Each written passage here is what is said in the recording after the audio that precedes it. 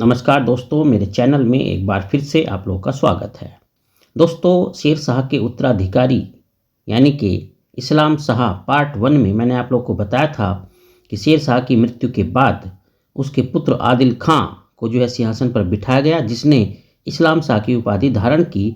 और उसने जो कालिंजर के दुर्ग को विजित करने में शेर शाह की जब मृत्यु हो गई थी, तो शेर इस शाह की मृत्यु का प्रतिशोध लेने के लिए इस्लाम शाह ने कालिंजर के राजा कीरत सिंह चंदेल और उसके साथियों की हत्या करवा दी थी। और इस प्रकार से वो आगे बढ़ते हुए जो कार्य उसने किए, उससे जो पुराने अमीर थे वह संतुष्ट हो गए और पुराने अमीरों ने उसको अपने रास्ते से हटाने की प्लानिंग बनानी शुरू की और उसके बड़े भाई को सिंहासन पर बिठाने की प्लानिंग अब बनानी शुरू हो गई थी। लेकिन जो इस्लाम शाह था, ये जानता था कि उसका बड़ा भाई जो आदिल खां था, ठीक है, वो उसके रास्ते का एक बड़ा कांटा है और उसने उसको हटाने की पूरी कोशिश की। तो मैंने अपनी पिछली वीडियो में बताया था कि इस्लाम शाह ने अपने बड़े भाई आदिल खां को अपने रास्ते से हटाने के लिए उसको एक पत्र लिखा था, जिसमें उसने लिखा था कि मैं निकट था तथा आप दूर, इस कारण आपके आगमन तक राज्य में अशांति को रोकने के उद्देश्य से मैंने सेना पर अधिकार कर लिया। मेरा उद्देश्य आपकी आज्ञा का पालन करना है। ये जो शब्द उसने आदिल खां को पत्र में लिखे थे, ये वास्तव में आदिल खां को फुसलाने का एक बहाना था, ताकि वो आ जाए और उसकी हत्या करवा दी जाए। तो इस प्रकार से जो आदिल खां था वो इस बात को समझता था और उसने आनाकानी की वहाँ पहुँचने में। लेकिन दोस्तों, इस्लाम शाह ने उसको सुरक्षा का पूरा भरोसा दिया और कुछ अमीर जो थे, जिसमें कुतुब खां, ईसा खां नियाजी, ख्वास खां, जलाल खां जुलवानी आदि के कहने पर आदिल खां रणथंभौर से आगरा जाने के लिए तैयार हो गया। इस्लाम शाह के दुर्ग के रक्षकों को ये आदेश दिया गया था कि आदिल खां के साथ केवल 2 या 3 व्यक्तियों को ही प्रवेश करने दिया जाए। किंतु आदिल खां के जो साथी थे, वो इस्लाम शाह के द्वारपालों की उपेक्षा करते हुए उसके साथ दुर्ग में प्रविष्ट हो गए, जिसके कारण इस्लाम शाह का षड्यंत्र विफल हो गया। यानी जो इस्लाम शाह ने षड्यंत्र रचा था कि वो आदिल खां, जो उसका बड़ा भाई था, उसको बुलाएगा और उसकी हत्या कर देगा, वो इस तरीके से असफल हो जाता है।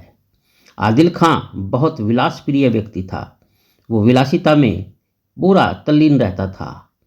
तो इस प्रकार आदिल खां चूंकि विलासप्रिय व्यक्ति था तथा वह इस्लाम शाह की महत्वाकांक्षा से परिचित था, ऐसी परिस्थिति में उसने बयाना का प्रांतपति बनना स्वीकार कर लिया और वो बयाना चला गया।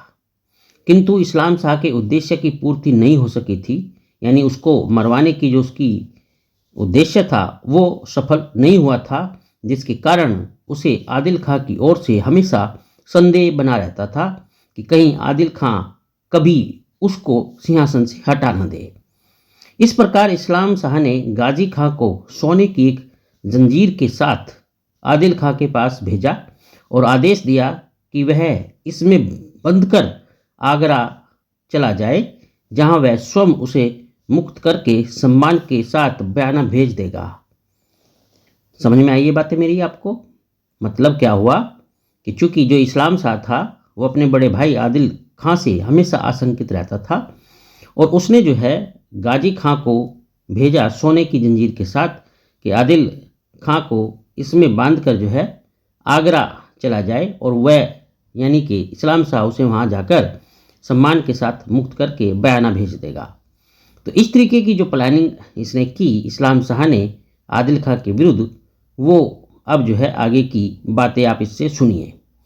आदिल खां इस्लाम शाह के विचारों से सशंकित होकर मेवात चला गया। यानी इस प्लानिंग को वो थोड़ा समझ रहा था और वो डर गया, उसके मन में शंका पैदा हो गई और वो मेवात चला गया। कौन? आदिल खां, यानी इस्लाम शाह का बड़ा भाई। ध्यान रहे, इस्लाम शाह इस समय सुल्तान होता है, ठीक है। तो इस प्रकार से आदिल खां मेवात चला गया, जहां उसने ख्वास खां को अपने भाई के कुचक्र से अवगत कराया। ये बात आपको समझ में आ रही होगी अच्छे से। तो इस प्रकार से ख्वास खां को आदिल खां पर बहुत दया आई तथा वह इस्लाम शाह के विरुद्ध उसके पक्ष में हो गया।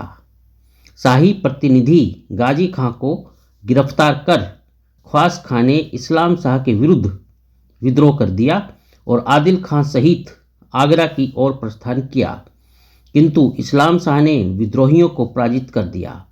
तो मतलब इस प्रकार से जो ख्वास खां था जिसने आदिल खां का साथ दिया और इस्लाम शाह के विरुद्ध जो इन्होंने विद्रोह कर दिया, तो वो जो विद्रोह है वो असफल हो जाता है। ध्यान देना है मेरी इन बातों पर। तो अब जब ये विद्रोह असफल हो गया, इस्लाम शाह ने इन विद्रोहियों को पराजित कर दिया, तो आदिल खां ने भागकर पन्ना में शरण ली तथा ख्वास खां कुमायूं के राजा की शरण में चला गया। इसके पश्चात इस्लाम शाह ने संदिग्ध विरोधियों का दमन करना आरंभ कर दिया, जिसके फलस्वरूप कुतुब खां, जलाल खां नियाजी, महमूद खां आदि शक्तिशाली सरदारों की हत्या कर दी गई। तो इस प्रकार से इस अपने सब जो उद्देश्य था अपने बड़े भाई आदिल खां को अपने रास्ते से हटाने का, उसमें कहीं न कहीं इस्लाम शाह थोड़ा बहुत सफल जरूर हो गया। अब आगे क्या होता है दोस्तों, मैं आपको बताऊंगा अपनी अगली वीडियो में। आप मुझसे जुड़े रहिए। तो इस वीडियो पर आप कमेंट करके ज़रूर बताना आपको कैसी लगी। और दोस्तों, अगर चैनल सब्सक्राइब नहीं किया है तो प्लीज़ एक बार ज़रूर कर लीजिएगा, ताकि आपको हर रोज़ नई नई जानकारियाँ मिलती रहें।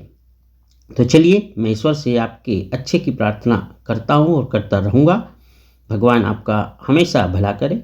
चलिए, मुझसे जुड़े रहने के लिए आपका बहुत बहुत धन्यवाद।